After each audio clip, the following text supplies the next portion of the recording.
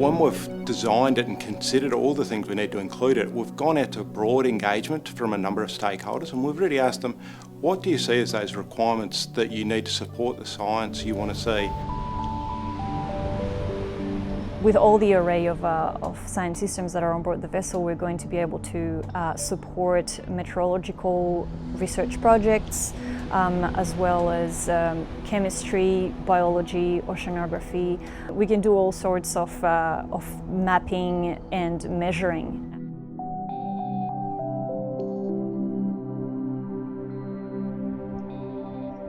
We're up on the Monkey Island of the RSV Nuyina at the moment, where we're having a look at all the meteorological instrumentation we have on board. We have similar equipment here to what you'd expect to find at a Bureau of Meteorology weather station, even at an airport. We have a present weather sensor here that can make an estimation of the visibility in air at the moment, and it can also detect whether it's raining or sleet or misty or foggy and report that. Hand in hand with the present weather sensor, we have a ceilometer which measures cloud height and thickness at various levels using a laser bouncing off the clouds and coming back. We have solar radiation sensors on both wings, 4 different types of detectors.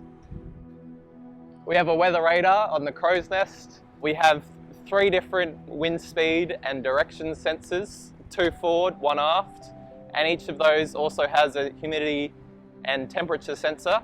We have 1 pressure sensor in the crow's nest, and we have an all-sky imager that takes 180-degree photos of the sky once a minute for cloud detection and reporting.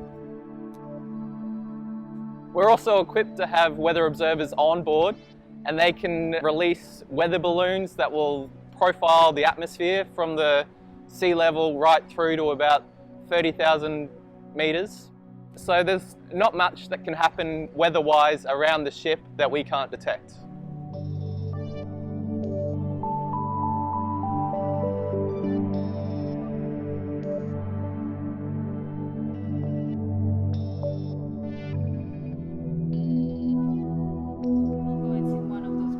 Yeah. Let's go turn it on. Let's go and turn the hardware on and let's go.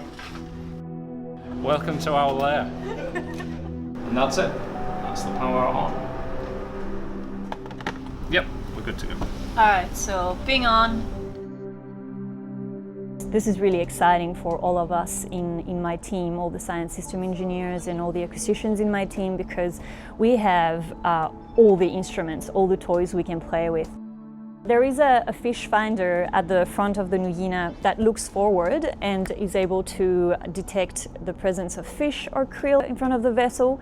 And that's very useful to go to that area and then be able to see those fish or krill under the vessel using the downwards facing echo sounders that we have on board the vessel, both on the hull and in the drop keel. We can deploy the troll net in order to fish what's in the water and then compare what we've seen on our sounders with what we got on the deck.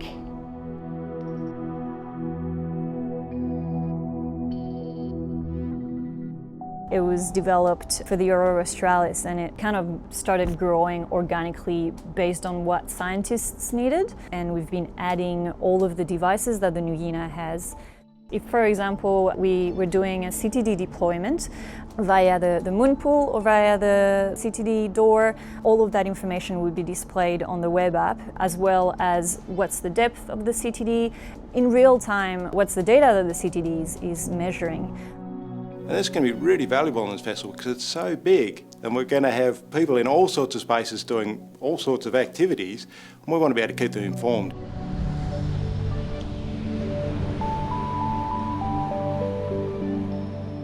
I think that this is an amazing vessel.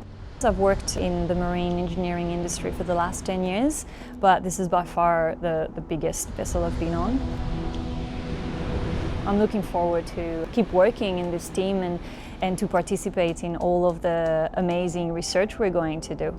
Can't wait to support all the research projects that are going to happen on this vessel.